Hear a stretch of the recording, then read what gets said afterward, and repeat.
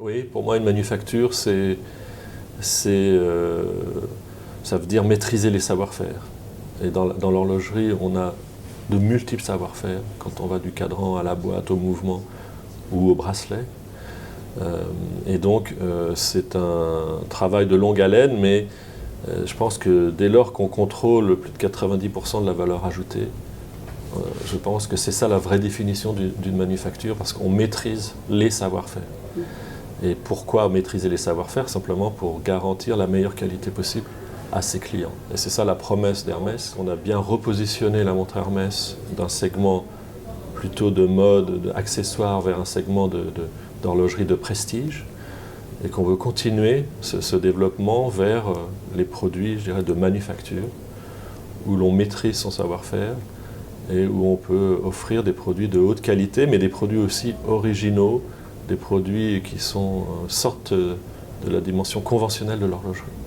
Ça passe par des investissements forts dans les savoir-faire et ça passe par une forte créativité en termes de création de produits.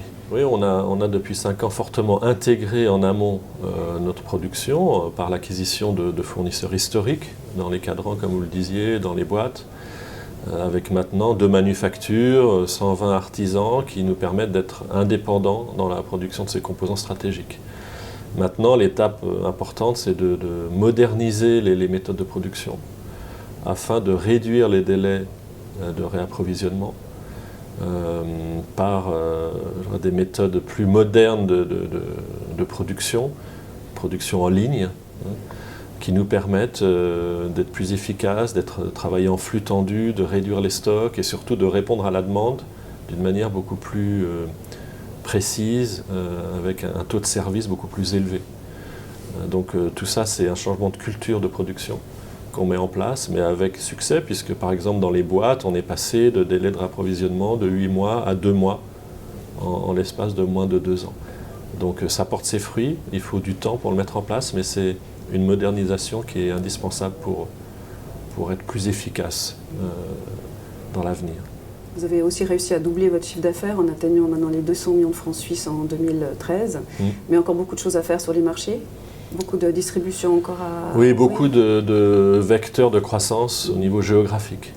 Donc il y a beaucoup de régions où on aimerait développer notre présence. L'Amérique du Sud, le Moyen-Orient, toute l'Europe de l'Est, la Russie bien sûr, mais aussi l'Asie du Sud où il y a des pays extraordinaires qui seront les futurs moteurs de croissance en Asie, l'Indonésie, la Thaïlande, le Vietnam. Donc on a beaucoup de travail pour, je dirais, augmenter notre présence d'une manière qualitative, mais augmenter notre présence géographique. Alors le Japon, par contre, là, c'est un marché historique pour la maison, où on a une forte présence, mais on connaît un vrai renouveau de l'activité, une vraie renaissance, des croissances très fortes, puisque l'année dernière, on a une croissance de plus de 30%, après une année 2012 aussi en croissance à 2 chiffres. Et donc on voit une vraie renaissance du marché japonais, une confiance retrouvée des consommateurs, et qui reviennent vers les marques traditionnelles qui leur inspirent confiance, comme Hermès.